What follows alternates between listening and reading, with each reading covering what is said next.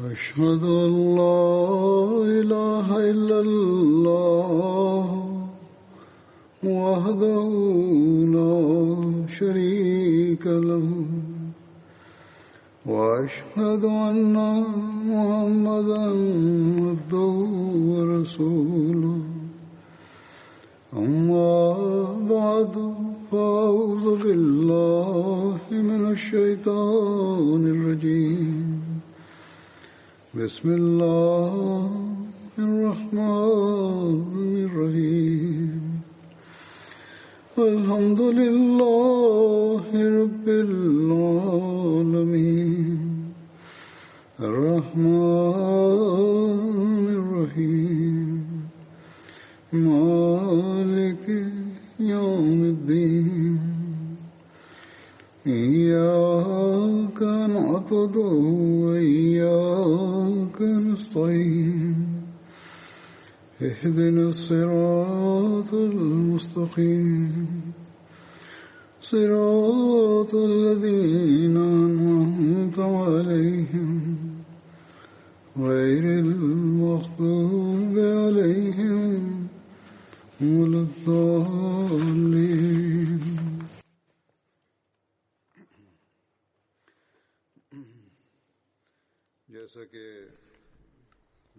كما قلت في الخطبة الماضية أنه كان النبي صلى الله عليه وسلم قد تلقى من الله تعالى أمرا بمعاقبة بني قريظة على غدرهم فقاتلهم، ثم أنهوا القتال واقترحوا أنهم يجعلون سيدنا سعدا حكما بينهم،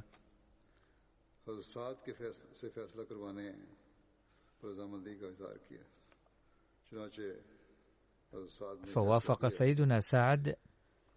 وعن هذه المعركة كتب سيدنا المصلح الموعود رضي الله عنه في موضع: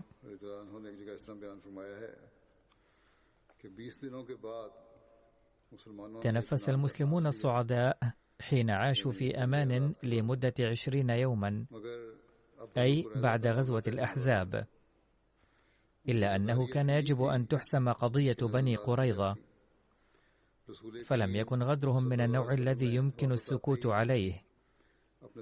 فقد قال النبي صلى الله عليه وسلم للصحابة فور عودته ألا يرتاحوا في بيوتهم، بل يجب أن يصلوا إلى حصون بني قريظة قبل المساء. ثم أرسل عليا رضي الله عنه ليسألهم لماذا نقضوا عهدهم مع المسلمين، لكنهم بدلا من أن يبدوا ندما أو أسفا أو أي ميل لطلب الصفح عنهم، بدأوا يهينون عليا رضي الله عنه ورجال الوفد الذين كانوا معه، ويسبون الرسول صلى الله عليه وسلم ونساء بيته سبا قبيحا فاحشا، وقالوا: نحن لا نعرف من هو محمد صلى الله عليه وسلم وليس لنا أي عهد معه.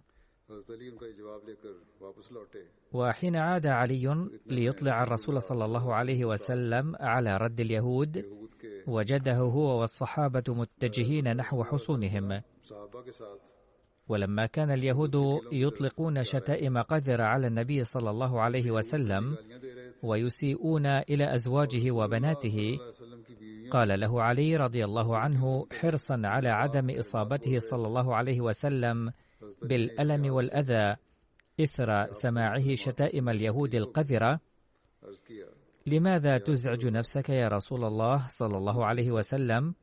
فنحن نكفي لهذا القتال، أرجو أن تعود. فقال له صلى الله عليه وسلم: أنا أعرف أنهم يسبون وأنت لا تريد أن تتناهى إلى سمع هذه الشتائم.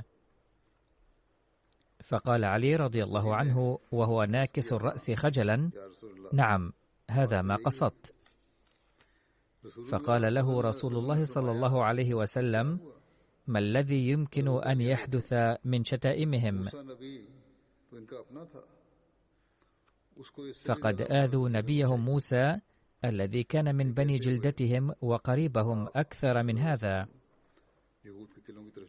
قال ذلك واستمر في تقدمه إلى الحصون.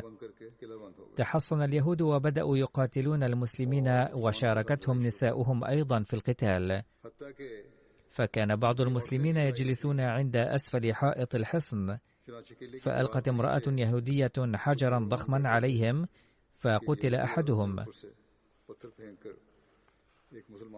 لكن اليهود بعد حصار دام أياما أحسوا بالعجز عن الاستمرار تحت الحصار، فأرسل زعماؤهم إلى الرسول صلى الله عليه وسلم رسالة يطلبون فيها أن يرسل إليهم أبا لبابة رضي الله عنه ليستشيروه، وهو زعيم من الأوس، وكانت لهم علاقة صداقة معه. فأرسل الرسول صلى الله عليه وسلم أبا لبابة إلى اليهود، فسألوه عما إذا كان الأصلح لهم هو النزول والاستسلام وقبول حكم الرسول صلى الله عليه وسلم. فقال أبو لبابة إن ذلك هو ما يجب فعله، لكنه في نفس الوقت قام بإمرار إصبعه على عنقه كتعبير عن القتل. لم يكن الرسول صلى الله عليه وسلم قد أظهر حكمه إلى ذلك الوقت، لكن أبا لبابة تصور في فكره أن الجريمة التي ارتكبها اليهود لا تستحق إلا عقوبة الموت، فعبر بهذه الإشارة متسرعا دون تدبر، مما أدى إلى موتهم أخيرا. فرفضوا قبول حكم الرسول صلى الله عليه وسلم، ولو كانوا قبلوه فإن أقصى عقاب كان ينتظرهم هو الطرد من المدينة على شاكلة القبائل الأخرى. ولكن حظهم السيء دفعهم لرفض حكم الرسول صلى الله عليه وسلم، وقالوا أنهم لا يقبلون إلا حكم سعد بن معاذ رضي الله عنه زعيم حلفائهم من الأوس. راضين بأي حكم يعلنه سعد عليهم.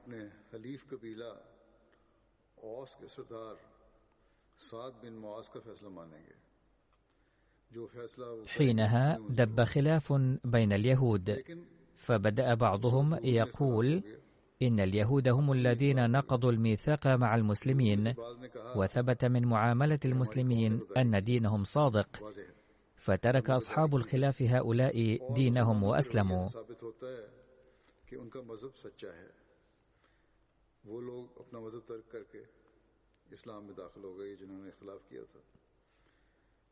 كذلك قام زعيم من زعماء اليهود وهو عمرو بن سعد يلومهم ويبكتهم قائلا: لقد نكثتم العهد ورجعتم في كلمتكم التي قطعتموها على أنفسكم، والطريق المتاح لكم الآن هو الإسلام أو دفع الجزية. فقالوا: لن نعتنق الإسلام ولن نعطي الجزية، الموت أحب إلينا من دفع الجزية. فأجاب عمرو: إنني بريء منكم. فكان قد نصحهم، ولما لم يستجيبوا له تبرأ منهم وغادر الحصن. ورآه محمد بن مسلمة قائد مفرزة للمسلمين، فسأله من يكون، وعرف هويته، فتركه يمضي في سلام. ودعا محمد بن مسلمة الله قائلا: اللهم لا تحرمني إقالة عثرات الكرام. وكان يعني أنه لما كان هذا الرجل نادما على فعله وفعل قومه، فمن واجبنا الأخلاقي أيضا أن نصفح عنه.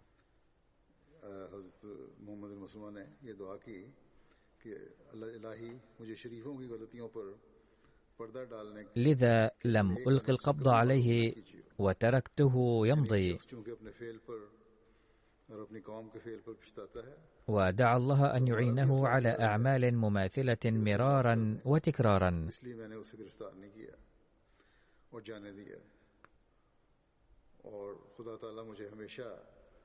ऐसे ही नेक कामों की तौफीक बख्शता रहे। कोई जुल्म का इरादा नहीं था।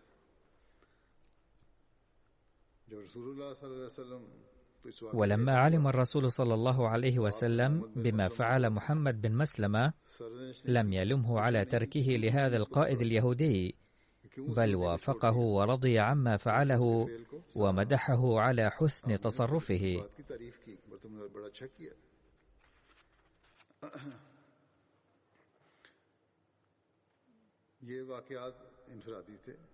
هذه الأحداث كانت شخصية لبعض الأفراد.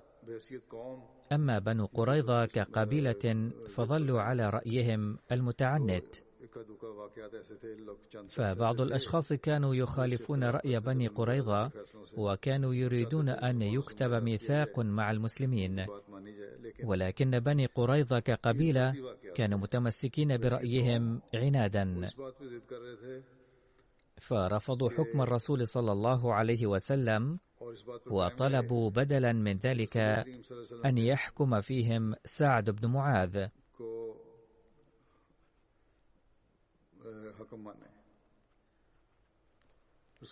وقبل الرسول صلى الله عليه وسلم طلبهم وأرسل إلى سعد الذي كان يرقد جريحا أن يأتي ويصدر حكمه على اليهود الذين نكثوا الميثاق وهم يقبلون حكمه. وحالما أعلن الرسول صلى الله عليه وسلم قراره، أسرع إلى سعد أفراد من قبيلة الأوس الذين كانوا حلفاء بني قريظة طويلا، وضغطوا عليه ليصدر حكما في مصلحة بني قريظة، وقالوا له إن الخزرج طالما حاولوا إنقاذ حلفائهم من اليهود، وعلى سعد بدوره أن ينقذ حلفاء الأوس قبيلته.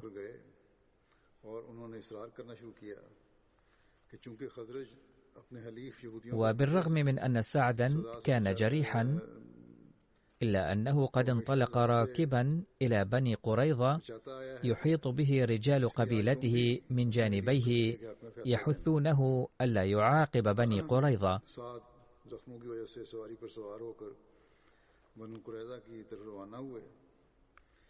وكان كل ما رد به سعد عليهم هو أن الشخص الذي أسند إليه إصدار الحكم يحمل أمانة، وأن عليه أن يحكم بعدل وأمانة، لذلك سوف يحكم بأمانة.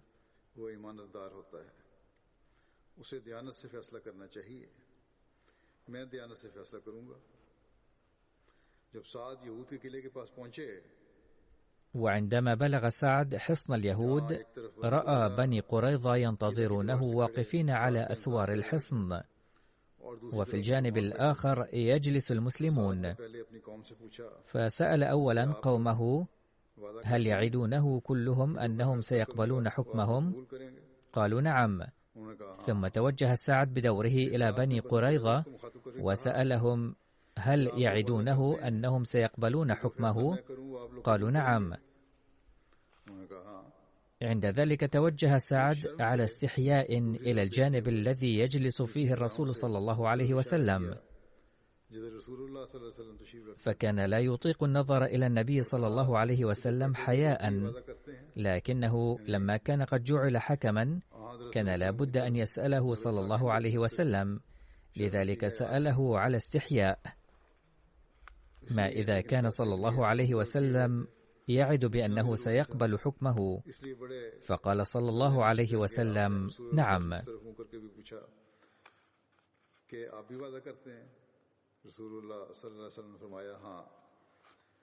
عندما أخذ سعد العهد من الفرق الثلاثة أصدر حكمه حسب تعاليم التوراة التي تقول حين تقرب من مدينة لكي تحاربها استدعها إلى الصلح، فإن أجابتك إلى الصلح وفتحت لك فكل الشعب الموجود فيها يكون لك للتسخير ويستعبد لك، وإن لم تسالمك بل عملت معك حربا فحاصرها، وإذا دفعها الرب إلهك إلى يدك فاضرب جميع ذكورها بحد السيف. وأما النساء والأطفال والبهائم وكل ما في المدينة كل غنيمتها فتغنمها لنفسك، وتأكل غنيمة أعدائك التي أعطاك الرب إلهك. هكذا تفعل بجميع المدن البعيدة منك جدا التي ليست من مدن هؤلاء الأمم هنا.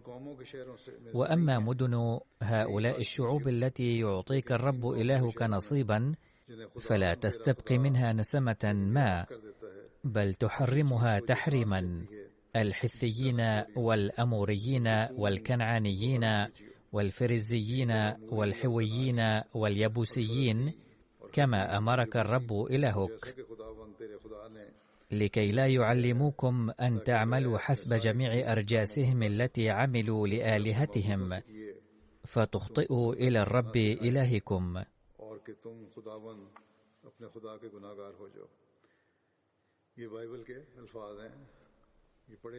هذه كلمات الكتاب المقدس.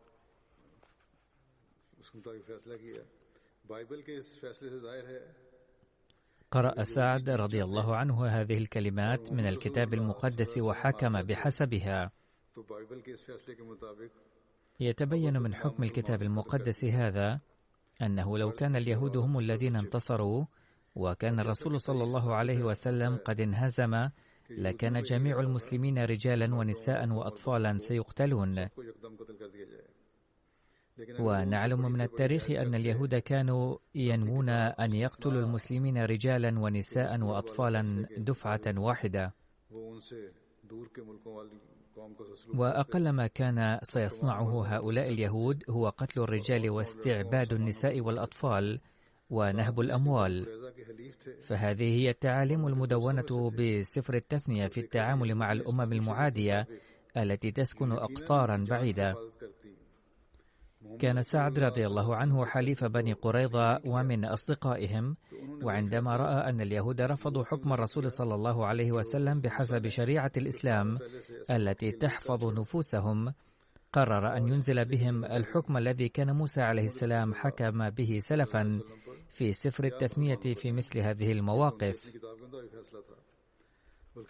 وإن مسؤولية هذا الحكم لا يتحملها الرسول صلى الله عليه وسلم ولا المسلمون، بل يتحملها تعليم موسى عليه السلام، ويتحملها موسى عليه السلام والتوراة وأولئك اليهود الذين عاملوا أمما أخرى بكل وحشية لآلاف السنين، والذين دعوا إلى رحمة محمد رسول الله صلى الله عليه وسلم، ولكنهم رفضوا وقالوا لن نقبل حكم محمد رسول الله صلى الله عليه وسلم، بل نقبل حكم سعد رضي الله عنه. وحين حكم سعد رضي الله عنه بحسب ما ورد في كتاب موسى عليه السلام، فلماذا يثير المسيحيون اليوم ضجة أن محمدا رسول الله صلى الله عليه وسلم ظلم؟ قال المصلح الموعود رضي الله عنه: ألا يرى الكتاب المسيحيون أن محمدا رسول الله صلى الله عليه وسلم لماذا لم يظلم في مناسبات أخرى؟ فهناك مئات المرات التي ألقى فيها الأعداء أنفسهم تحت رحمة محمد رسول الله صلى الله عليه وسلم، وكل مرة كان الرسول صلى الله عليه وسلم يعفو عنهم. اللهم إلا هذه هي المناسبة الوحيدة التي أصر فيها العدو على عدم قبول حكم محمد رسول الله صلى الله عليه وسلم، وطلبوا حكم شخص آخر، وهذا الشخص أخذ عهدا من الرسول صلى الله عليه وسلم أولا بقبول حكمه، وكان الرسول صلى الله عليه وسلم أقر بذلك كما يثبت من التاريخ. ثم حكم هذا الشخص بحسب طلبهم، ولم يكن الحكم الذي حكم به من عند نفسه، بل أعاد حكم موسى عليه السلام الذي كان اليهود يدعون اتباعه عليه السلام. فإذا كان هناك من ظلم فهم اليهود أنفسهم الذين ظلموا أنفسهم برفضهم حكم محمد رسول الله صلى الله عليه وسلم، وإذا كان هناك من ظلم فهو موسى عليه السلام الذي كتب في التوراة بأمر من الله هذه العقوبة للعدو المحاصر. وإذا كان هذا ظلما، فكان على الكتاب المسيحيين أن يسموا إله موسى عليه السلام ظالما الذي أعطى هذا التعليم في التوراة. بعدما كانت قد انتهت معركة الخندق، أعلن الرسول الكريم صلى الله عليه وسلم أن المشركين لا يغزون المسلمين بعد اليوم، بل الآن نحن سنرد عليهم وسنغزو الأقوام التي قد هاجمونا. وهذا ما حدث. وفي معركة الخندق لم يخسر الكفار شيئا يذكر، وكل ما فقدوه هو بضعة رجال، وكان من الممكن لهم أن يستعدوا ويأتوا في السنة القادمة لمعاودة الهجوم على المدينة مع 40 أو حتى 50 ألف جندي بدلا من 20 ألفا، بل لو كانوا قد اجتهدوا أكثر لم يكن يصعب عليهم جمع جيش من 100 ألف أو 150 ألفا. ولكن قلوب المشركين بعد معارضتهم ل21 عاما بدأت تشعر أن الله مع محمد رسول الله صلى الله عليه وسلم، وأن أوثانهم باطلة، وأن خالق الكون إله واحد. كانت أجسادهم سالمة، ولكن قلوبهم كانت قد انكسرت. وفي الظاهر كانوا يسجدون للأصنام، ولكن قلوبهم كانت تنادي بشهادة لا إله إلا الله. عن أبي سعيد الخدري رضي الله عنه قال: لما نزلت بنو قريظة على حكم سعد بن معاذ، بعث رسول الله صلى الله عليه وسلم، وكان قريبا منه، فجاء على حمار. فلما دنا من المسجد قال رسول الله صلى الله عليه وسلم: قوموا إلى سيدكم. فجاء فجلس إلى رسول الله صلى الله عليه وسلم، فقال له: إن هؤلاء نزلوا على حكمك. قال: إني أحكم أن تقتل المقاتلة وأن تسبى الذرية. قال: لقد حكمت فيهم بحكم الملك. هذه رواية صحيح البخاري.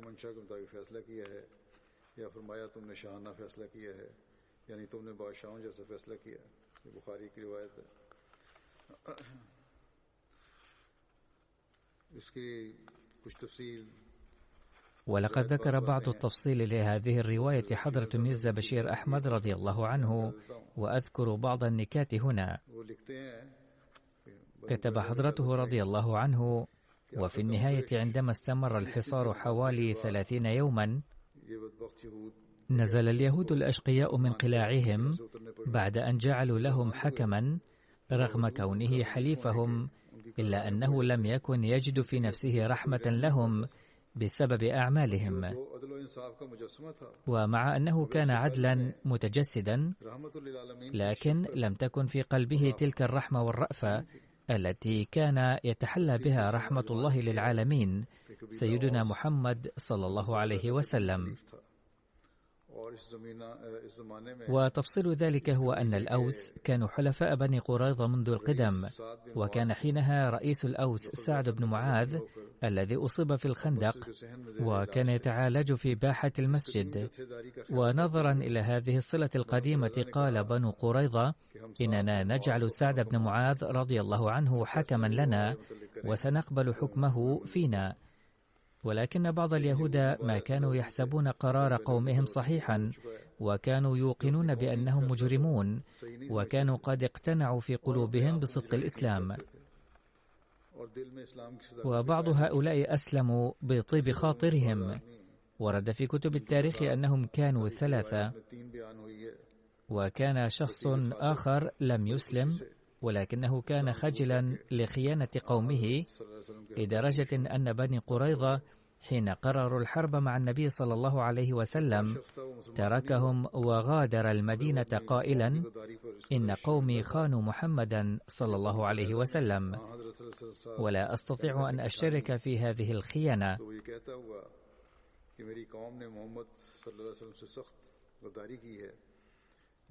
ولكن الباقين ثبتوا على تعنتهم حتى النهاية، وأصروا على أن يكون سعد حكما لهم، فوافق النبي صلى الله عليه وسلم على ذلك.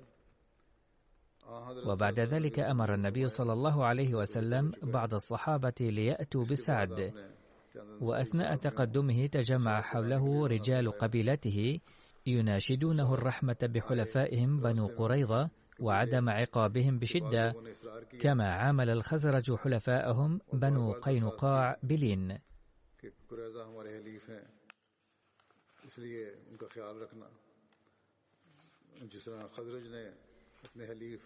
في البداية ظل سعد بن معاذ يسمع كلامهم بصمت، ولكنهم لما أصروا عليه قال الآن لن يخاف سعد لومة لائم في التمسك بالحق والعدل. فسكت الجميع بسماع جوابه.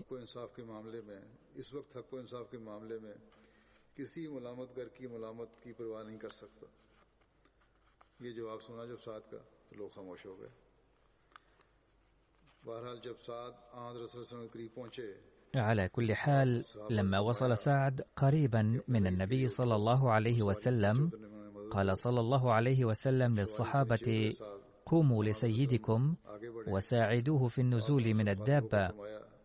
فلما نزل سعد من دابته ودنا من النبي صلى الله عليه وسلم، قال له النبي صلى الله عليه وسلم: يا سعد، إن بني قريظة قد نزلوا على حكمك، وقالوا إنهم سوف يرضون بما تحكم به فيهم.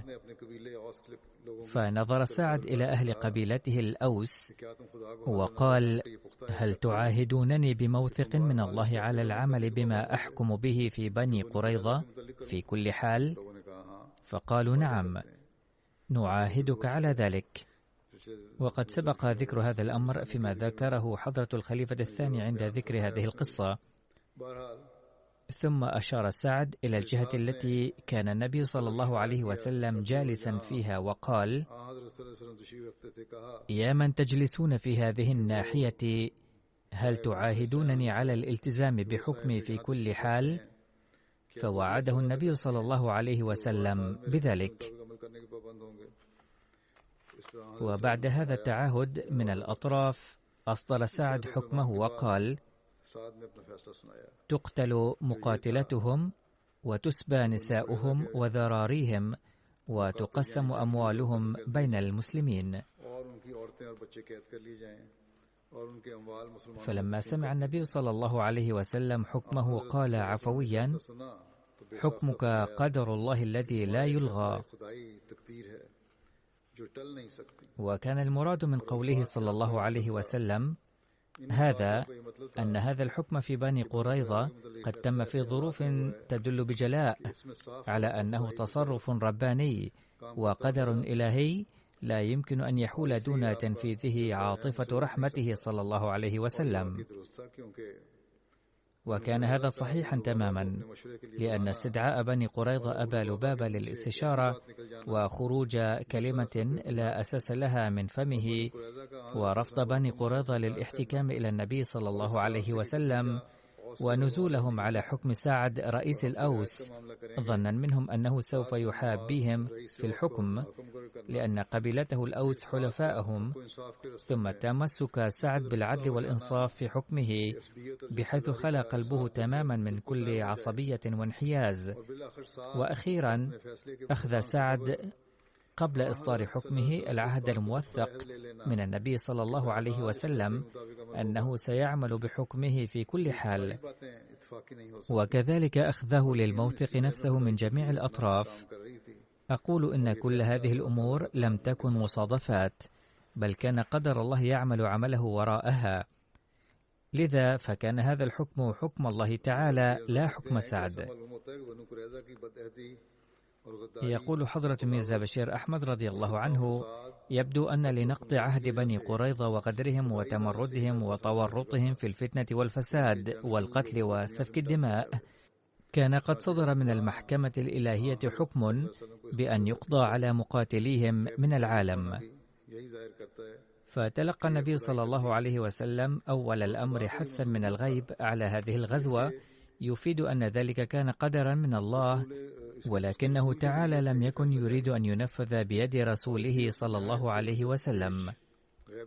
ومن أجل ذلك فصله تماما عنه من خلال تصرفات غيبية معقدة، واصطدر ذلك الحكم بلسان سعد بن معاذ، وكان بأسلوب لم يكن يخول للنبي صلى الله عليه وسلم بالتدخل فيه، لأنه كان قد وعد أنه سيقبل حكم سعد في كل حال. ثم لما كان صلى الله عليه وسلم وحده لا يتأثر بذلك الحكم، بل كان المسلمون كلهم يتأثرون به، لذا لم يكن يرى من حقه مهما كان طبعه مائلا إلى العفو والرحم أن يغير ذلك الحكم، فهو ما يقتضيه تصرف إلهي، بحيث خرجت من فمه متأثرا به كلمات: قد حكمت بحكم الله من تلقاء نفسها، أي يا سعد، يبدو أن حكمك قدر من الله الذي لا راد له.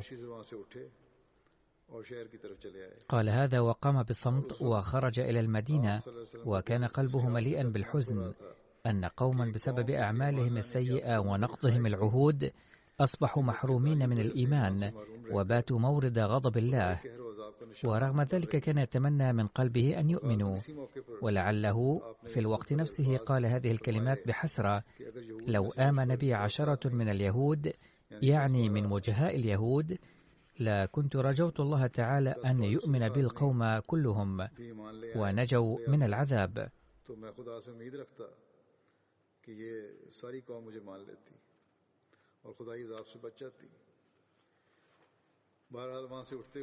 باختصار، حين قام أمر بفصل رجالهم عن النساء والأطفال، فجيء بكلا الفريقين إلى المدينة منفصلين، وأقيموا في مكانين منفصلين في المدينة، وبتوجيه من النبي صلى الله عليه وسلم كان الصحابة الذين كان كثير منهم جائعين جمعوا كثيرا من الفواكه لبني قريظة، وورد أن اليهود ظلوا يأكلون الفواكه طوال الليل، وفي الصباح التالي كان سينفذ حكم سعد. فأمر النبي صلى الله عليه وسلم بعض الرجال النشطاء لإتمام هذا العمل، وجلس بنفسه في مكان قريب، وذلك ليتمكن من إعطاء التعليمات فورا إذا اقتضت الحاجة في أثناء تنفيذ الحكم. وكذلك إذا طلب أحد المجرمين العفو، يمكنه صلى الله عليه وسلم أن يصدر حكما سريعا بنفسه، وإن كان غير ممكن أن يقدم أمامه صلى الله عليه وسلم طلب العفو على غرار المحكمة بشأن سعد بن معاذ، ولكن بصفته صلى الله عليه وسلم ملكا أو رئيس الجمهورية كان قادرا على الحكم في طلب العفو من أحد بوجه خاص، فأمر بمقتضى رحمته أن يقتل كل مجرم على حدة واحدا بعد الآخر، وألا يشهد مجرم قتل غيره. فبحسب هذا الحكم جيء بالمجرمين منفصلين وقتلوا بحسب حكم سعد بن معاذ.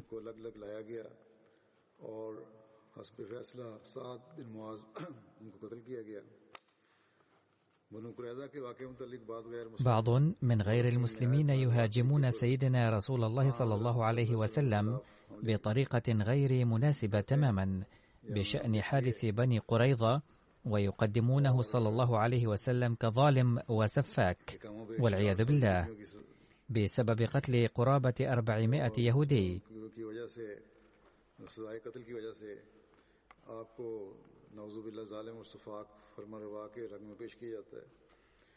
ولكن أثبت أحد الباحثين أن هذا العدد في الحقيقة لم يتجاوز 16 أو 17 مقاتلا. على أي حال هذا الأمر يحتاج إلى مزيد من البحث. لقد كتب البعض أن عددهم كان 100، وبعضهم كتب أنهم كانوا 400، وبعضهم كتبوا أكثر من ذلك، وبعضهم كتب أن عددهم كان 1000، وبعضهم كتب أنهم كانوا 900. على أي حال ليس هذا العدد محددا، لذا فإنه يجب البحث في هذا الأمر مستقبلا. فحتى ولو كان عددهم 400، رغم ذلك فإن اعتراضهم هذا مبني على التعصب الديني الذي لم يستطع التحرر منه بعض المؤرخين الغربيين المثقفين رغم التنور الغربي، على الأقل فيما يتعلق بالإسلام وبمؤسس الإسلام صلى الله عليه وسلم، إذ إنهم يثيرون مثل هذا الاهتمام الباطل. يقول ميرزا بشير أحمد: الأمر الأول الذي ينبغي أن نتذكره في الرد على هذا الاعتراض هو أن الحكم الذي اعتبر ظالما في حق بني قريظة كان حكم سعد بن معاذ، ولم يكن بحال حكم النبي صلى الله عليه وسلم، فما دام هو ليس حكم النبي صلى الله عليه وسلم فلا يجوز الاعتراض عليه. ثانيا، لم يكن ذلك الحكم خاطئا ولا ظالما نظرا إلى ظروف القضية. ثالثا، كان النبي صلى الله عليه وسلم متقيدا بالعمل بحسب هذا القرار جراء الوعد الذي أخذه منه سعد قبل إصداره هذا الحكم. رابعا، لقد قبله المجرمون أنفسهم ولم يعترضوا عليه وحسبوه قدرا مقدرا له من الله تعالى، فلم يكن للنبي صلى الله عليه وسلم في هذه الحالة أن يتدخل في هذا الأمر.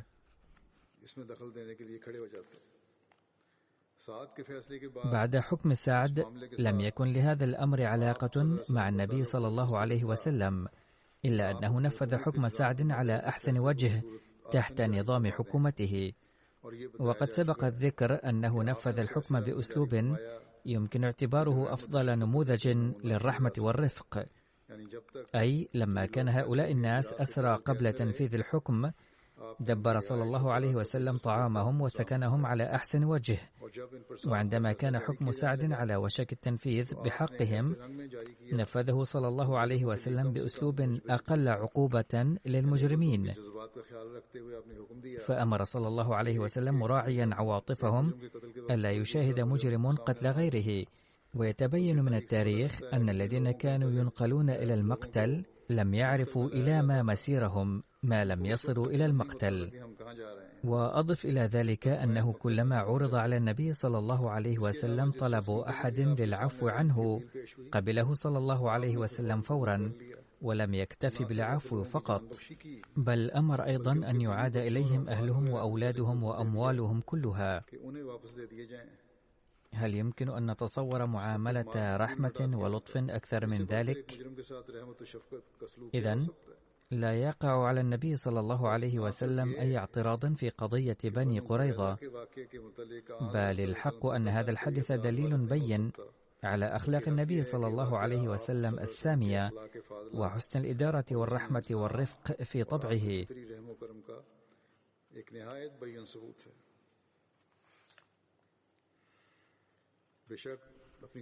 لا شك أن حكم سعد في حد ذاته كان قاسيا ويشعر الإنسان بالصدمة بسببه، ولكن السؤال هو: هل كان هناك سبيل مفتوح سواه ليتم اختياره؟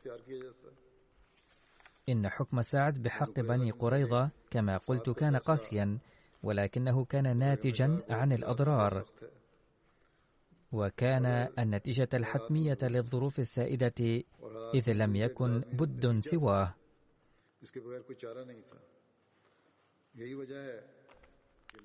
لذلك يعترف المؤرخ مارغوليس الذي لم يكن من أصدقاء الإسلام مطلقا بالنظر إلى الظروف، ويقول أنه لم يكن هناك سبيل سوى الحكم المذكور، ويقول أن هجوم الأعداء عند غزوة الأحزاب الذي ادعى عنه محمد صلى الله عليه وسلم أن الأعداء هزموا فيه إنما كان نتيجة مؤامرة بني النضير لشن الحرب، أو ظن على الأقل أنه كان ناتجا عن مكائدهم، ومع ذلك اكتفى محمد صلى الله عليه وسلم بنفي بني النضير. السؤال الذي ينشأ هنا هو: هل كان لمحمد صلى الله عليه وسلم أن يضيف في عدد وقوة الأشرار والكائدين ضده بنفي بني قريظة أيضا؟ ومن ناحية ثانية لم يكن ممكنا أن يسمح للقوم الذين حالفوا المهاجمين علنا بالسكن في المدينة.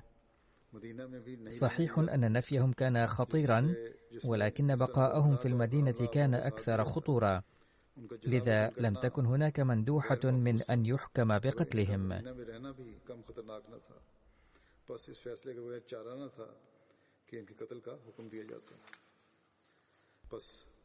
هذا ما يقوله مارغوليس.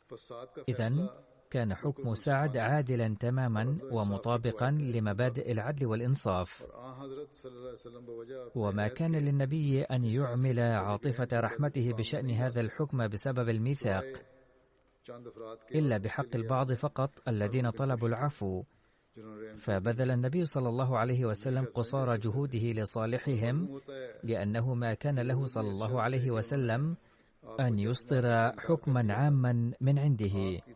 ولكن يبدو أن اليهود رفضوا أن يحتكموا إليه صلى الله عليه وسلم، نادمين على أنهم لم يرجعوا إليه كثيرا بطلب العفو إلا القليل منهم. ومن الواضح أنه ما كان له صلى الله عليه وسلم أن يعفو عنهم دون أن يطلبوا، لأن المتمرد الذي لا يندم على جريمته ولا يطلب العفو يؤدي إطلاق سراحه إلى نتائج خطيرة جدا. ثم هناك أمر آخر جدير بالذكر، أن الميثاق الذي سبق أن أبرم بين النبي صلى الله عليه وسلم واليهود كان من شروطه أنه إذا ظهر أمر جدير بالحكم بحق بني قريظة سيحكم فيهم بحسب شريعتهم، أي شريعة اليهود. فيتبين من التاريخ أن النبي صلى الله عليه وسلم كان يحكم بسبب الميثاق المذكور بشأن اليهود بحسب شريعة موسى عليه السلام دائما. حين نقرأ التوراة نجد فيها أن الجرائم التي ارتكبها بنو قريظة كانت العقوبة التي حكم بها سعد بحقهم هي الأنسب والأصح. على أي حال، في هذا القدر من التفصيل كفاية فيما يتعلق بسعد وقضية بني قريظة، غير أنه بقي جزء من سوانح سعد بن معاذ وسأذكره لاحقا بإذن الله.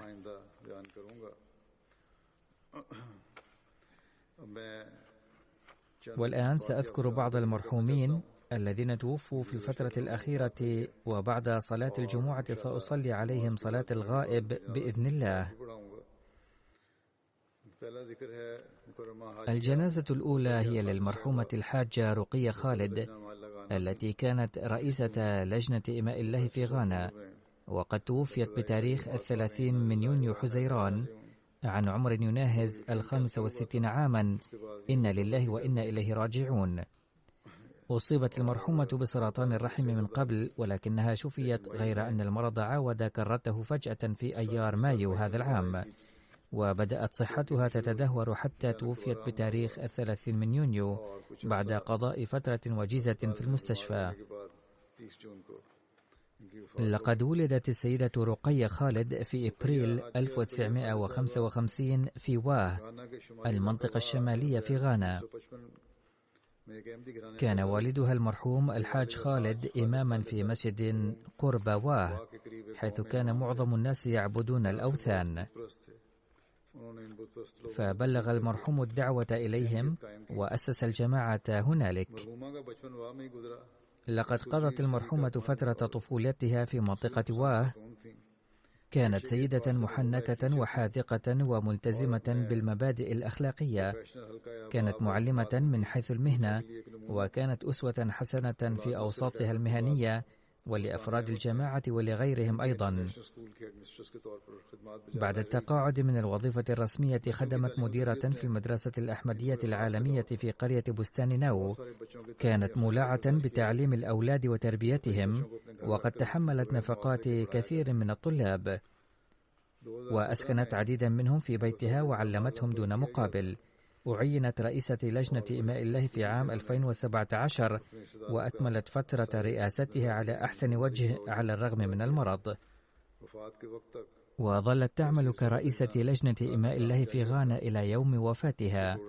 كانت تعقد برامج مختلفة للجنة، وعلى الرغم من الحظر المفروض بسبب فيروس كورونا استمرت في برامج تربوية عبر الإنترنت، وظلت تربي عضوات لجنة إماء الله.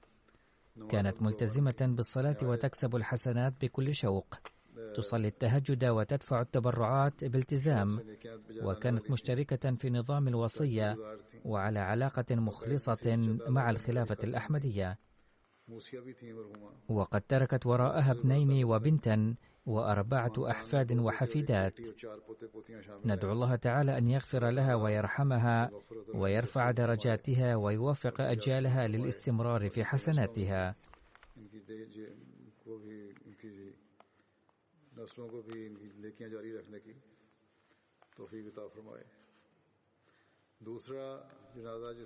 الجنازة الثانية هي للمرحومة صفية بيغم زوجة المرحوم شيخ مبارك أحمد داعية الجماعة الأسبق في أفريقيا وبريطانيا وأمريكا، وقد توفيت بتاريخ 27 من يونيو حزيران عن عمر يناهز 97 عاما. إنا لله وإنا إليه راجعون.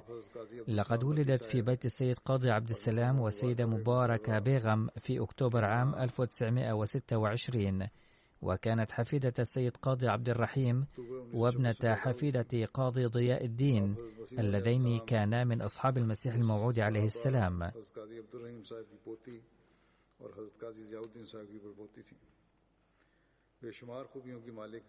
كانت تتحلى بصفات حميدة كثيرة، منها كثرة الدعاء والإخلاص والحب الكبير للخلافة، لدرجة قلما يلاحظ هذا الحب والإخلاص.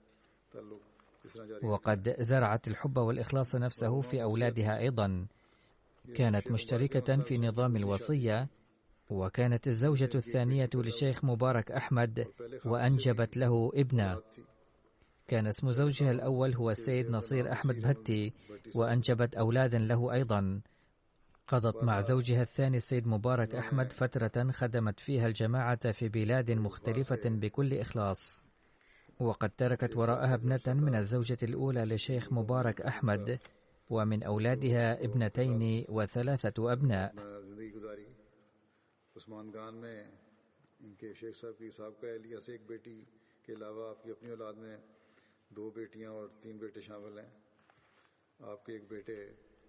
أحد أبنائها السيد فهيم أحمد بهتي يخدم متطوعا هنا في مكتب السكرتير الخاص، وأحد أحفادها السيد صبور بهتي داعية للجماعة ويعمل في مكتب وكالة التبشير في بريطانيا، وأحد أحفادها السيد فؤاد بهتي واقف الحياة ويخدم مدرسا في الكلية الأحمدية بكانو، وحفيدها الآخر السيد خليق بهتي أيضا وقف حياته بعد إكمال دراسته ويخدم الآن في مقاطعة عبتو. كان أحد أحفادها السيد نبيل بهتي قد مرض مرضا شديدا قبل 2 وكان على وشك الموت، فقد دعت له أدعية كثيرة، فأخبرها الله تعالى عن شفاء هذا الشاب وشفاه أيضا. ولكن السيد نبيل بهتي لا يزال يعاني من بعض المشاكل الصحية جراء مرضه المذكور، شفاه الله شفاء كاملا، وتقبل في حقه دعوات السيدة صفية بيغم التي دعت له بها. إن هذا الشاب أيضا وقف حياته، جعله الله تعالى مفيدا للجماعة وجعله وأولاده من خدام الدين.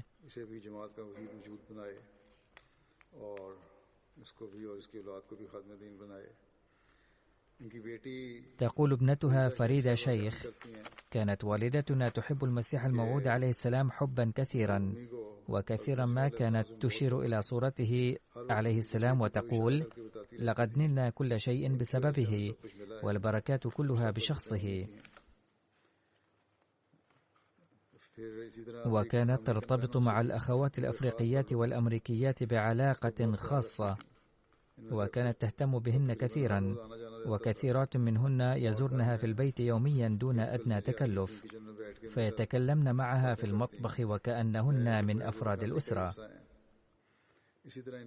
وتقول ابنتها الكبرى السيدة نعيمة شبير: كانت شفيقة ومحبة وصبورة، وكانت تهتم بالآخرين ولو على حساب نفسها، وهي التي رسخت في قلوبنا محبة الخلافة، فكانت توصينا أن نبقى على التراسل مع الخلافة، وكانت تدأب على ترديد أدعية المسيح الموعود عليه السلام في حق أولادها. كانت ترعى الفقراء واليتامى بكل حرص واهتمام، كما كانت مواظبة على دفع التبرعات وإكثار الصدقات. كان الخليفة الثالث رحمه الله تعالى قد زوجها بلطف خاص منه من الشيخ مبارك أحمد الذي كان داعية الجماعة، وكانت زوجته الأولى قد توفيت، أما هي فقد توفي زوجها. وعند اقتراح هذا الزواج قال رحمه الله للشيخ مبارك أحمد لما سر ببعض أعماله التي قام بها للجماعة: إنني أعطيك جائزة. وكانت هذه الجائزة في صورة تزويجه من السيدة صفية بيغم. لقد قدرها الشيخ مبارك أحمد حق قدرها، واهتم بأولادها الذين كانوا من الزوج الأول الذي توفي في شبابه. ابنها الأكبر السيد شميم بهتي كان زميلي في الكلية، وأنا شخصيا لاحظت أن الشيخ مبارك أحمد قد اهتم بأولادها كثيرا وأدى حق رعايتهم. وأعانت صفية بيغم زوجها الشيخ مبارك أحمد في ميدان العمل كما ينبغي لزوجة واقف الحياة. وقليل من النساء اللواتي يؤدين حق هذه الرفقة كما أدتها هي، حيث ظلت تخدم الضيوف بكل إخلاص دون رفع أي شكوى قط. وإضافة إلى ذلك كانت تكثر من الدعوات لأفراد الجماعة.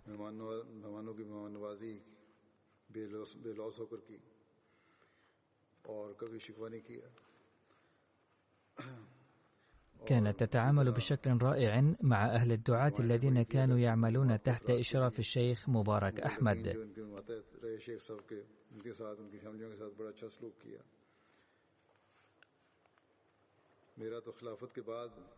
لقد ازدادت علاقتي معها بعد تولي الخلافة، فتعرفت عليها ورأيت أنها كانت محبة مخلصة للخلافة لدرجة قلما يوجد أمثالها من المحبين المخلصين. رفع الله تعالى درجاتها ووفق ذريتها أيضا ليكونوا أوفياء للجماعة والخلافة دوما.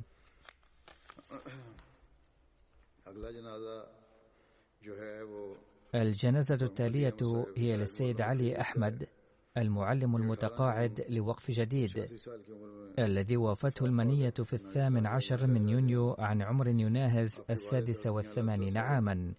إنا لله وإنا إليه راجعون. كان والده حضرة مية الله دتة صحابيا للمسيح الموعود عليه السلام، حيث بايع في 1903 عند سفر المسيح الموعود عليه السلام إلى جلهم، فقطع 10 أو 12 ميلا مشيا على الأقدام ووصل إلى حضرته عليه السلام وبايعه على يده. لقد وقف المرحوم حياته في 1965، ثم ظل يخدم الجماعة طيلة 41 عاما من 1967 إلى 2008 في فروع الجماعة المختلفة في منطقة السند والبنجاب، حيث علم قراءة القرآن الكريم لمئات الأطفال والبنات والرجال والنساء. وبسبب جهوده التبليغية والدعوات الحارة وفقت عشرات من الأرواح السعيدة للدخول في الأحمدية. كان منضما إلى نظام الوصية، وترك خلفه زوجته وابنتين و3 أبناء. أحد أبنائه السيد عبد الهادي طارق داعية للجماعة في غانا، حيث يوفق للخدمة كمدرس في الجامعة الأحمدية العالمية منذ 7 سنوات، ولم يستطع أن يشترك في جنازة والده ومراسم دفنه بسبب الظروف السائدة حاليا. 2 من أبناء أخي المرحوم أيضا داعيتان، و3 من أحفاده حفاظ للقرآن الكريم. يقول السيد مغفور أحمد منيب الذي هو واقف الحياة وداعية للجماعة ويعمل حاليا في المركز: لا شك أن المولوي علي أحمد كان نموذجا حسنا لواقفي الحياة والمبلغين والمعلمين. كان قليل الكلام وغاض البصر وعاكفا على عمله ومكثر الدعاء ومتواضعا وبشوشا عند الالتقاء، ومدافعا عن الخلافة الأحمدية وخادما لها.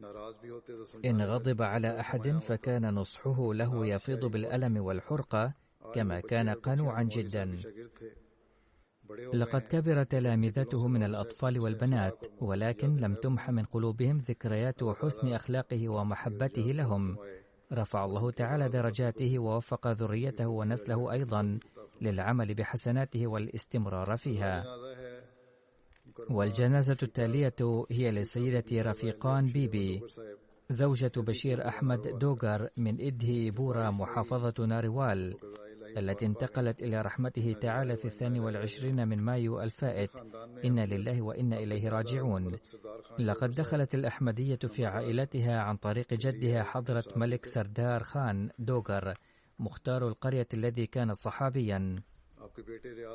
يقول ابنها رياض أحمد دوغر: منذ نعومة أظافري رأيتها مواظبة على الصلاة والصوم والأعمال الصالحة.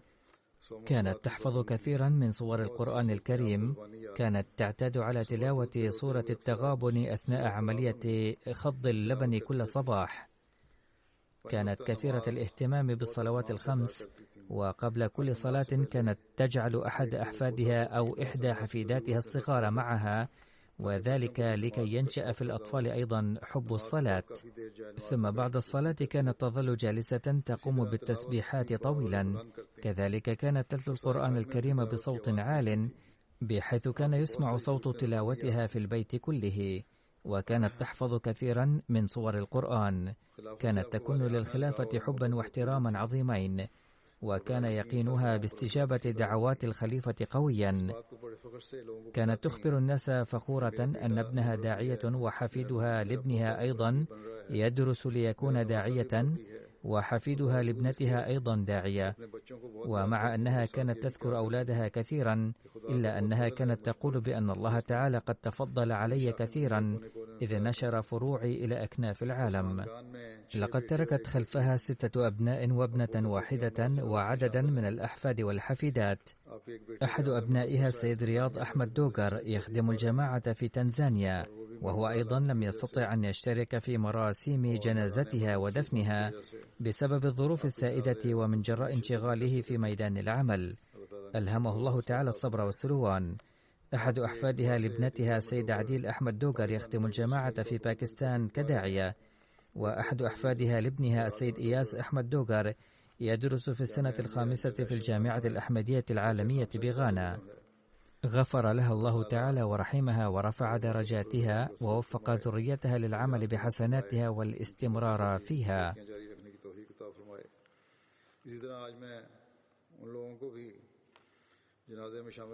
إضافة إلى ذلك سأضم في صلاة الجنازة أولئك الذين ذكرتهم في الخطب الماضية، ولكن لم أصلي عليهم بسبب الظروف السائدة، وهم السيد ناصر سعيد والسيد غلام مصطفى والدكتور نقي الدين من إسلام آباد والسيد ذو الفقار داعية إندونيسيا.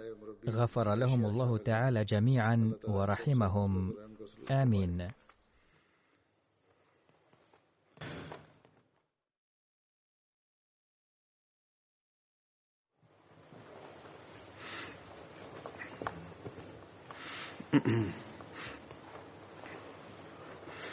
الحمد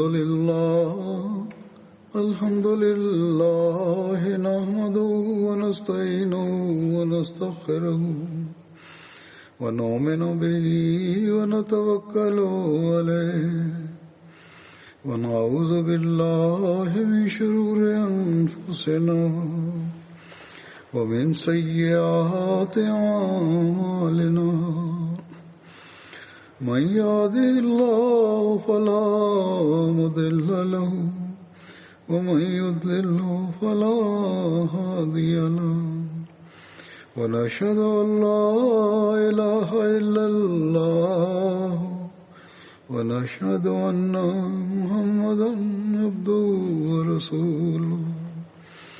عباد الله رحمكم الله، إن الله يأمر بالعدل والإحسان وإيتاء ذي القربى وينهى عن الفحشاء والمنكر والبغي يعظكم لعلكم تذكرون.